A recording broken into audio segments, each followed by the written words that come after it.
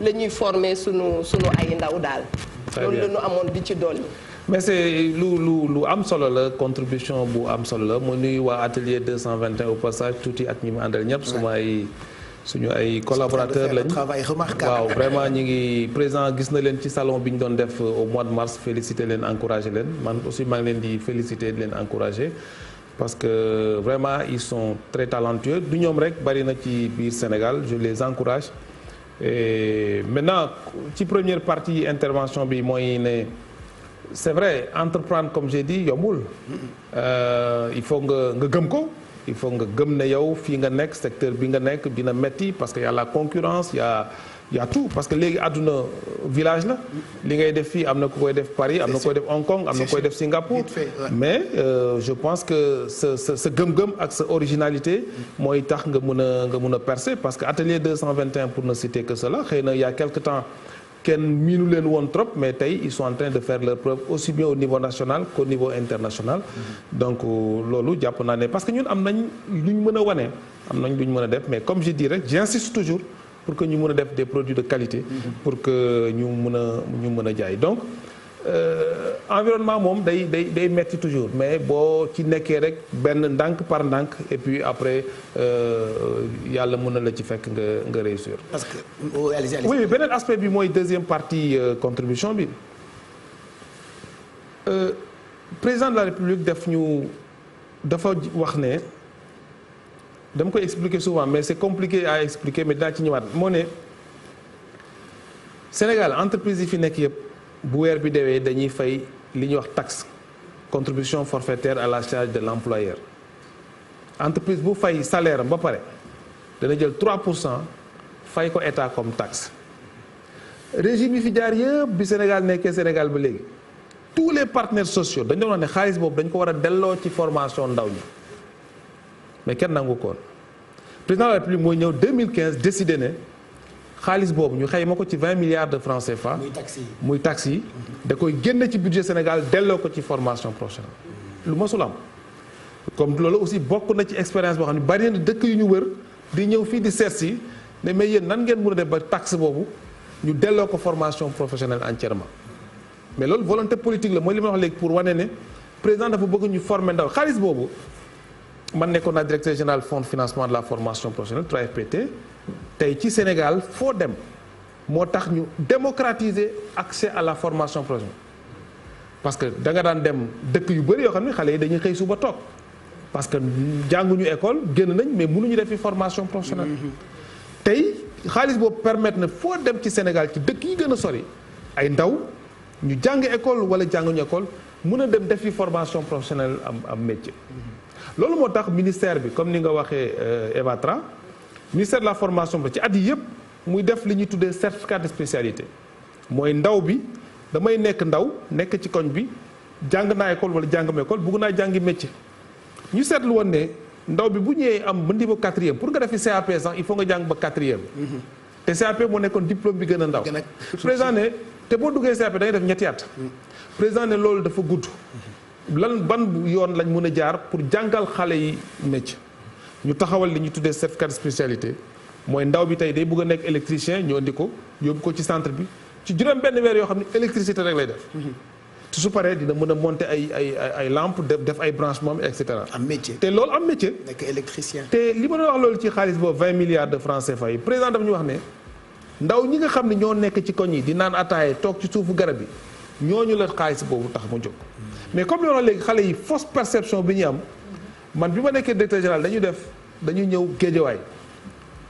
taxaw ci penc bi ne xale yi ñëw leen ku bëgg a jàng formation prochaine nga ñëw bindu. nga bindu ne man maa ngi tudd Pape Cheikh Diallo maa ngi dëkk fii mi jàng naa jànguma fii laa yor métier bii laa bëgg a jàng ci école bii laa ko bëgg a jàngi. ñu am ci mais géejawaay man jàppoon naa ne bañ fay jógee ci journée bi sax du mais. am na xale yu ñëw bindu xale yooyu tey am na ñoo xam ne yóbbu nañ leen fay leen seen jàng ñu def formation. te am nañu métier léegi. am nañu métier donc c'est pour dire que c'est wax d'accord naa Eva Tra suñu challenge ñun tey ministère formation professionnelle c'est pas seulement ñi jàng école ñu gunge leen pour ñu am métier. xëy na parce que man su ma jàngee ba université mën naa décider am licence décider dem jàngi maçon. dem jàngi BTP. mais ñi nga xam ni jànguñu au nom de l'équité encore sociale jànguñu génn nañ école c'est pas parce que xamuñu dara dañoo jàngul parce que peut-être seen loxo jotul seen gannaaw wala manqué nañ chance wala man ma décidé yóbbu sama doom mu jàngi daara su jàngee alxuraan ba pare bëgg naa mu jàng métier président ne ñooñu mooy challenge bi tey ñooñu ñu war leen fekk fu ñu nekk kuréel leen def leen par ay groupe jàngal leen ay métier te loolu mooy instruction bi nga xam ni jox naa ko DG 3FPT pour que mu dem ci gox yi ak gox-goxaan yi seet xale yi dajale leen jàngal leen métier. voilà parallèlement noonu la amee itam ñuy kaas surtout borom PME yi ci taxi yeeg ni mu bëree. day ñu am jafe-jafe pour fay seen ay salaire balaa ñuy jox kàddu gi Dieynaba Seydou Ba. waaw je pense que taxe moom réew boo gis taxe moo koy doxal. waaw ñoom nee nañ taxi yi dafa metti donc dañuy am jafe-jafe pour fay seen salaire yi surtout PME yi. waaw mais petite moyenne entreprise yi. mais je pense que c'est quand même raisonnable parce que li ma wax léegi rek. fay taxe c'est d'abord un acte citoyen. parce que boo xamee ne rek yow taxe bi ngay fay mooy tax ñu am hôpital bu baax fii am tali bu baax am école bu baax. donc c'est un acte citoyen. donc yenn saa yi nag dañuy naan taxe yi dafay faral diis tam. waaw mais xam nga kuy liggéey moom loo ko teg mu ne 10 na mais je suis d'accord que parce que bu ñu fayul taxes yi aussi lépp lu nga xam ne bëgg nañ ko def ci jënd ay garab ci fay jàngalekat yi ci tabax ay yoon duñ ko mën parce que tamit suñu dëkk foofu la toll dëkk yu mag yi ñu wax ne dañu développé yépp seen taxe moo ñu gën a diis boo demee Amérique loo jënd fay taxe mais parce que ñoom it ci taxe yi la ñuy doxale seen dëkk mais je pense que c'est un acte citoyen il faut que nit ñi di nangu fay taxe parce que bari na ay avantages te lii wane na ko comme ni wax léegi d'abord que c'est un acte citoyen mais en plus dina tax lu mel nii su amee état xam ne kii kat fii la taxoon fii laa ko mën a taxaw. ok ay ci ñu déglu Dieynaba Seydou Ba ci beneen plateau bi. oui Pape Cheikh merci beaucoup di dalal aussi ministre Dame Diop avant peut-être question bi ñu félicité ko ci événement bu ñu fi organisé woon. bon laata mbas mi ndaxte c'est bien que ministère yu mel comme yi mu yor daal di génne wane seen ay artisans daal di tiitaru parce que loolu tiitar la wane ne bànqaas bi ñu nekk am nañ ci ay wàll bu bari am nañ ci lu ñu ci mën a wane daal di koy organiser na mu waree donc loolu il faut que ñu féliciter ko ci pour aussi encourager ko ci bu ñu génnee ci mbas mi ñu mën a aussi organiser un événement yi ni mel.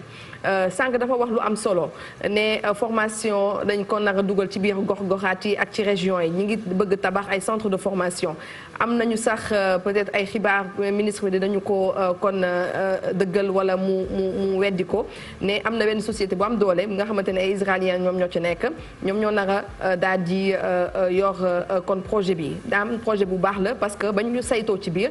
gis nañu ne fa ñuy dem di def foofu centre de formation day nekk ay centre de formation yu mucc ayib te ñi nga xamante ni ñoom ñoo cay kon ñi xale yi cay formé wu ak ñi nga xam ne ñoom ñoo dëkk ci dëkk bi dinañ ci mën a profiter bu baax donc loolu yaakaar naa ne lu baax la mais centre yooyu noonu kañ lay pare ndax tàmbali ngeen liggéey bi wala ci projet dong ngeen toll beneen mbir bi moom mooy préférence nationale dafa mel ni dafa des parce que ci bureau ministère di yëpp yi ngay dugg